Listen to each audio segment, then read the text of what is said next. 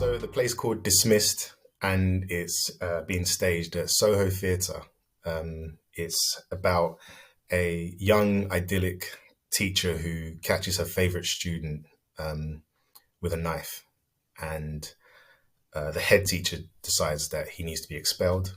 And it's a play. It's a piece about our young teacher trying to save this student from being expelled from school. It's all set in this London state-funded secondary school that's on the lower end of the league tables, and just becomes this like ethical debate between young idyllic ideas and older, more iron fist ideas when it comes to punishment and schooling and education. Daniel, can you speak to me a bit more about some of the themes of the play? You've touched on knife crime. It's an issue that many communities across the UK, but in particular in London, are trying to grapple with. You know, these are big themes. So talk to us a bit more about that if you can, please. The piece came from a place of legit fear. Like it was started from this idea of, write a piece that is scaring you, write something that's lighting your fire. And knife crime in London and the UK in general, for like the youngsters, we all know, is an intensely terrifying and growing epidemic. This play just dives into a situation that happens in this fictional school, but also it happens in schools across the country. I still wanted to have a story that's engaging, that wasn't just preaching.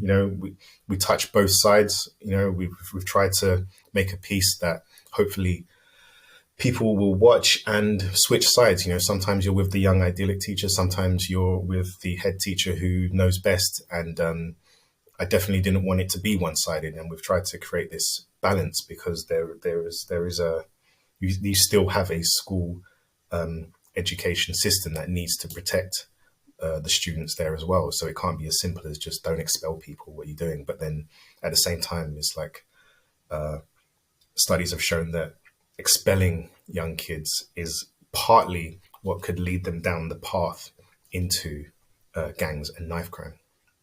So I've tried to raise all these questions without having answers and hopefully start a conversation. The theatre production company that you're working with, the Upsetters, are described as an anti-racist theatre company. Can you talk to us a little bit more about them and their mission? They're very much about bringing diversity to theatre, and as am I. I know as a youngster, I studied English lit and theatre and loved it, but never felt like I'd be allowed in just because of visuals and who you see represented, and never really feeling like I saw myself. So I think that's very much part of the company's ethos, is like getting more diverse representation on stage and behind it. So you said when you started out, you didn't see a way in or representation. How did you find your in? You've obviously got a debut play now. Who gave you your yes? I remember saying this to myself, they would never let me do that. I remember loving theatre and literature and just being like, oh, they would never let me. But then it was, getting to university and then coming across other playwrights like Roy Williams and then hearing about this young, cool writer called Arinze Kene. And, but then it always comes down to you. Your yes comes from you, that's first and foremost. And until you are giving yourself that yes, nothing can happen. So when I finally did that, everything changes. It doesn't happen overnight, but writing is about very much believing in yourself and putting the work down and continually striving to write something new that's better, that challenges yourself. Like I'd written a lot of other work before Dismissed, but Dismissed was definitely from a place I'd never tried to write from. And for me, it's my favorite thing.